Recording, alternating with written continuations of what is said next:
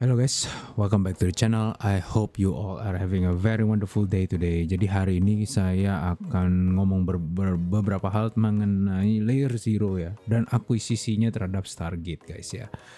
Jadi kalau misalnya kalian baca berita bahwa dari kemarin ya atau kayak beberapa hari yang lalu, Layer Zero itu menawarkan untuk membeli Stargate. Ya karena Stargate itu sebenarnya merupakan sebelum kita ngomong itu, kita harus menjelasin dulu Layer Zero dan Stargate itu apa bagi kalian yang mungkin baru nonton video ini dan belum tahu bahwa mereka berdua itu apa. Jadi Layer Zero adalah protokol komunikasi lintas blockchain guys ya. Jadi umpama ngomong dia semacam mobile network atau wifi antar blockchain sehingga mereka bisa saling ngechat atau saling berkomunikasi ya. Jadi misalkan dari unit di Solana bisa berkomunikasi ke unit di Ethereum, bisa berkomunikasi dengan unit di Cosmos dan segala macamnya ya. Chain-chain yang support Layer Zero bisa melakukan transfer informasi tersebut. Nah, karena Layer Zero merupakan information layer, dia semacam media sosial. Nah, Stargate itu semacam bridge. Bridge itu kayak umpama ngomong petugas kurir yang mengantar dari paket gitu, mengantar pesanan atau gimana dari satu kota ke kota lain atau dari satu tempat ke tempat lain. Jadi Stargate ini yang memberikan kemampuan bahwa untuk aset-aset kripto di satu chain di bridge ke chain yang lain. Maksudnya di bridge artinya dipindahin. Ya, jadi misalkan USDC di Solana kalian pindahin ke ke Ethereum. Nah, itu pakai bridging. Dan ini yang dimungkinkan dengan menggunakan Stargate. Nah, Stargate sendiri itu sebenarnya dibuat oleh Layer Zero, guys, dan dibangun di atas Layer Zero. Umpama ngomong adalah semacam kalau misalkan kalian adalah entitas A dan ada entitas B, guys ya. Entitas A kan ngomong menggunakan Layer Zero ke entitas B. Bro, gue akan kirim barang sekian ke kamu. Terus entitas B, oke, saya akan nunggu. Nah, di situ lalu entitas A akan menggunakan Stargate untuk mengirim paketnya ke entitas B. Ya, kalau secara garis besar oversimplified itu kayak gitu guys ya. Dan Stargate sendiri merupakan proyek Layer Zero awalnya sebenarnya, cuman dilepas kepada DAO atau Decentralized Autonomous Organization. Ya kan, dengan menggunakan tokennya STG. Nah, sekarang mungkin karena ada permasalahan ekonomi atau mungkin ada dia ngelihat harus butuh konsolidasi kekuatan blockchainnya, maka atau kayak kekuatan protokolnya maka Stargate DAO diberikan voting. Layer Zero membuat proposal untuk meng-acquire kembali Stargate dengan cara menukarkan koin ZRO atau koin Layer Zero dengan koin STG, koin Stargate. Dan ini tuh sekitar 100 lebih juta dolar. Dan karena Layer Zero itu Stargate itu kompetitornya adalah salah satunya adalah Wormhole yang adalah satu bridge kedua terkenal di dunia. Dan itu mengambil market share kira-kira 30% setahu saya. Itu menawarkan juga 127 juta dolar tunai secara counter offer guys ya, counter offer. Nah, terus selain Wormhole ternyata ada platform-platform lain juga seperti XLR, Across, dan bahkan ada kayak orang tuh penundaan ya. Wormhole minta penundaan voting di Stargate supaya dia bisa keluarin counter offer yang lebih bagus lagi. Namun akhirnya DAO-nya Stargate setuju dengan Layer Zero. Jadi Layer Zero berhasil mengakuisisi Stargate dengan menukarkan itu. Bukan masalah uangnya guys ya ternyata. Dan kebanyakan dari mereka ya awalnya kita pikir ya, awalnya saya juga pikir ini gara-gara uang dia bisa lebih cuan gitu macam. Tapi ternyata karena yang lain cuma kasih duit, Layer Zero ini memberikan masa depan. Maksudnya gimana? Ini ada saya lihat dia memberikan 50% dari pendapatan Stargate yang merupakan salah satu bridge paling besar yang dipakai di kripto ya, sekitar 70% atau 65% traffic itu menggunakan Stargate. Ya, kalaupun kalian tahu ataupun enggak. Ya, karena biasanya kalaupun pakai bridge lain, mereka back end-nya tuh pakai Stargate. Oke. Jadi 50% pendapatannya itu akan diberikan kepada pemegang VESTG atau Vote as Crowd Stargate Token. Vote as Crowd tuh intinya kalian mendepositkan beberapa STG tokens, dan ini adalah bukti deposito kalian yang akan di unlock let's say 3 bulan, 6 bulan, 1 tahun, 3 tahun ke depan gitu. Ya semacam kalian masukin deposito bank lah ya. Itu Vote as Crowd STG selama 6 bulan. Jadi selama 6 bulan orang yang memegang Vote as Crowd STG, berarti yang memegang surat deposito Stargate token, akan mendapat 50% pendapatan Stargate. Dan kalau kalian ingat ya, yang tadi saya barusan ngomong, di market share-nya Stargate itu sangat-sangat besar, sehingga fee yang dia dapat itu lumayan besar guys. Jadi kemungkinan bagi orang-orang yang memegang VESTG, APY-nya akan naik.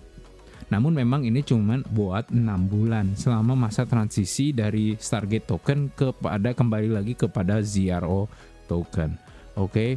Dan sisanya akan digunakan, berarti kan 50% lagi pendapatan Stargate akan digunakan untuk buyback dan burn token ZRO.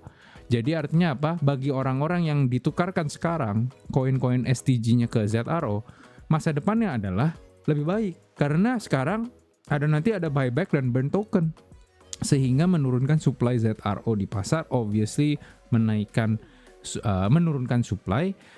Kalau demand-nya sama, berarti harganya bisa naik. Itu secara garis besarnya kenapa Layer Zero dipilih sebagai pembeli atau Stargate DAO setuju untuk diakuisisi oleh Layer Zero guys ya. Dan sekitar 94 bahkan 95% suara setuju. Nah, dampak tokenomicsnya gimana? Nah, ini mungkin masih di ironing out karena masih berjalan. Tapi dengan token-token tersebut akan ditukar ya. Jadi ini kalau saya baca di note saya, itu token STG akan ditukar ke token ZRO dengan rasio 1 STG sama dengan 0,08634 ZRO. Berarti sama seperti perbandingan harga tersebut di saat pembuatan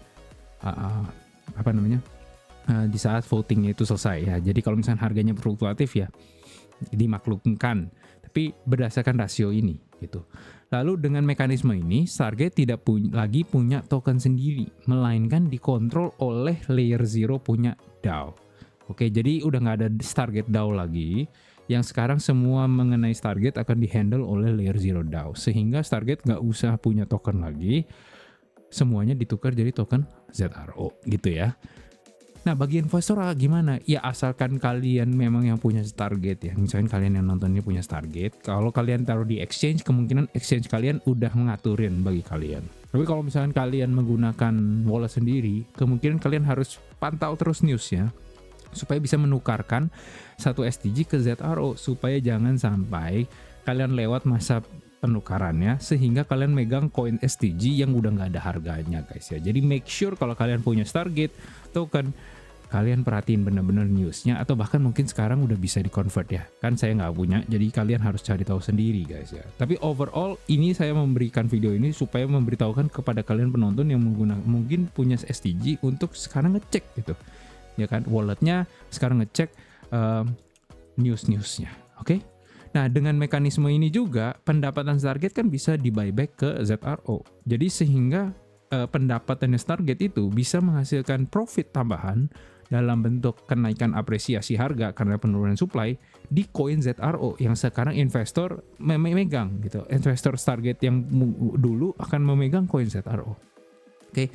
Jadi obviously ini bagus buat token ZRO dan investor in the long run. Lalu plus bagi orang-orang yang udah mendepositkan, karena memang udah deposit ya kan, jadi dia udah kelok gitu ya guys ya, itu masih tetap diberikan grace period untuk memberhentikan depositnya dengan waktu 6 bulan dan masih bisa dapat revenue bonusnya. Nah setelah itu mungkin akan ada voting lagi untuk bagaimana kita menghandle VESTG situation ini. Tapi untuk sekarang ini kebanyakan udah disetujui oleh Stargate DAO dan ini udah akan diimplementasikan di masa depan.